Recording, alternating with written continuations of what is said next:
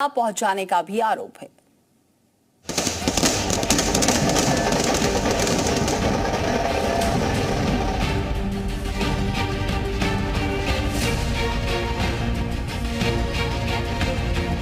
जितने भी घोटाले हुए हैं उन घोटालों की जांच के लिए एसआईटी का गठन भी किया जाएगा। दिल्ली में सरकार बनते ही एसआईटी जांच, आपके घोटालों की होगी पड़ताल, कंस्ट्रक्शन लेबर फंड की होगी जांच। बीजेपी नेता ने किया जांच का दावा।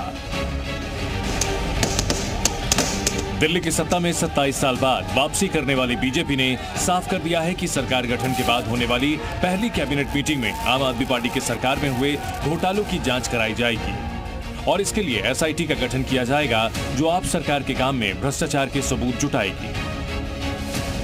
दिल्ली बीजेपी अध्यक्ष वीरेंद्र सचदेवा ने दावा किया कि बीजेपी ऐसी पार्टी है जो भ्रष्टाचार विरोधी नीति पर काम करती है और जिन लोगों ने घोटाले किए उनकी जांच की जाएगी। जैसे ही पहली कैबिनेट की बैठक होगी 14 सीएजी की जो रिपोर्ट है वो विधानसभा पटल पर रखी जाएंगी और जितने भी घोटाले हुए हैं उन घोटालों की जांच के लिए एसआईटी का गठन भी किया जाएगा। जानकारी के मुताबिक जांच के लिए जो एसआईटी बनाई जाएगी वो कंस्ट्रक्शन लेबर के लिए बनाए गए फंड की जांच करेगी जिसमें करीब 600 से 700 करोड़ रुपए के घोटाले का अंदेशा है। इसकी शिकायत दिल्ली सरकार के पूर्व लेबर कमिश्नर ने एलजी और एसीबी से की थी। आरोपी है कि फर्जी कंस्ट्रक्शन लेबर बनाकर आप कार्यकर्ताओं को फायदा पहुंचाया गया था। बीजेपी के नेताओं ने ये दावा किया है और ये वादा किया है कि पहली कैबिनेट मीटिंग में एक एसआईटी बनाकर जितने भी घोटाले हुए हैं उनकी जांच की जाएगी और इसीलिए सरकार बनने से पहले कहीं कोई दस्तावेज, फाइल या फिर कंप्यूटर डिवाइस यहां से गायब ना कर दिया जाए, इसीलिए ये ऑर्डर दिया गया था।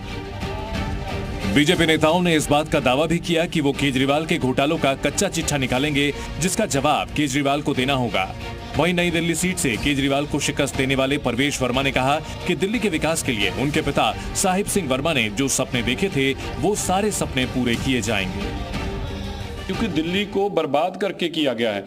जैसे अब्दाली ने कभी लूटा था ऐसे दोनों हाथों से दिल्ली को लूटा गया, कूटा भी गया। और दिल्ली में आज जो बर्बादी की है, गंदा पानी, गंदी हवा, गंदी यमुना जी, ये क्या कारण है?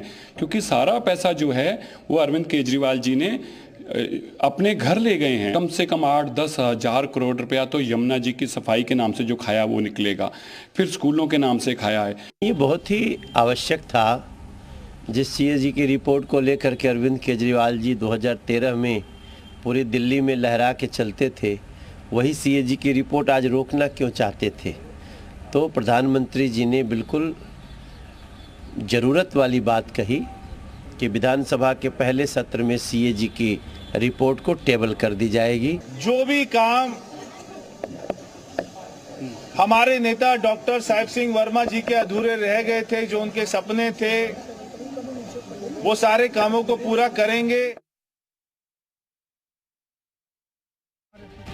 इस बीच कभी दिल्ली की सत्ता से कांग्रेस को हटाने के लिए केजरीवाल के साथ आंदोलन में शामिल रहे समाज सेवी अन्ना हजारे ने भी भ्रष्टाचार के आरोपों पर केजरीवाल को घेर लिया।